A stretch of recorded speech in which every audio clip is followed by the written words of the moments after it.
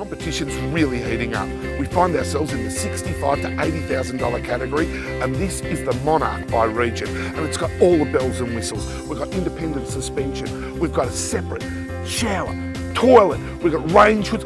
It's the ultimate touring van. But look, don't take my word for it, check out the inside.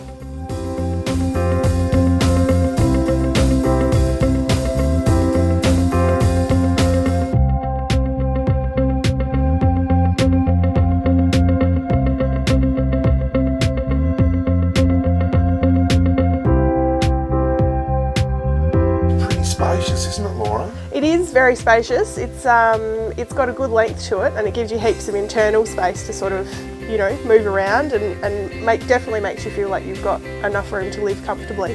And I'm looking at this, and it's definitely a two-person van, isn't it? Oh, absolutely, yeah. I don't think this table even folds down to a bed. No, it doesn't. No, with the trifold tables, they fold out, so it gives you more space for dining. But this type of diner wouldn't convert into a bed, no. No, so this is, but I love that trifold table because it's so usable when you're not having to like squeeze in behind the sort of the normal table that's setup. right. Yep. It gives you that so much more room to stretch out. It becomes a lounge room, doesn't it? It does, yeah. And this is, you know, the living centre of the van, I suppose. Well, what sort of suspension are we running on the Monarch? This is something new. It's designed by Vehicle Components, who normally do a very heavy-duty off-road independent setup. But in this case, they've designed it for what they call in country roads, so it's slightly lighter. Okay. But it works very well. It's got all the independent gear coil springs, trailing arms, the whole bit, shock absorbers. Okay. So it's just slightly lighter suspension, but works very well. Okay. And how easy are these vans to set up for a one-person operation? So like if you know your husband and wife are travelling around, and the husband's like going to fix it up, the wife's going to unpack sort of stuff. Yeah. How quick are these to sort of? Oh, very easy. Once you've unhitched, and even if you haven't unhitched, just a matter of levelling the van up, putting the corner stabilisers down, and opening the windows. And of course, putting the awning out.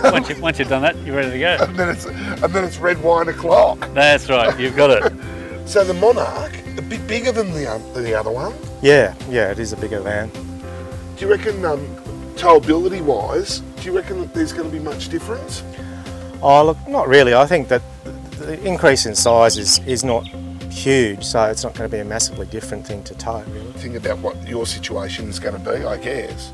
Absolutely. Well, I mean, because I've got young kids, and I know for sure you've really got to have room for your stuff. Mm-hmm. And this is what I like about this van, actually, is that it's got so much storage space, external storage space particularly.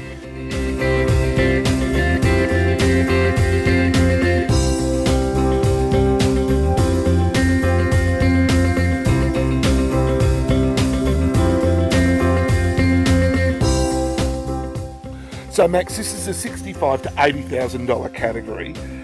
What are we looking at difference in the categories themselves? Like from the category below this, what are the big changes in the vans? Well, obviously when you move up in price, you are looking at usually larger vans and hopefully extra features on top of that as well. So you look at this van, and it's 8.3 metres from nose to tail and 2.9 metres high, which is higher than some of the other vans in the lower level categories, if I can put it that way.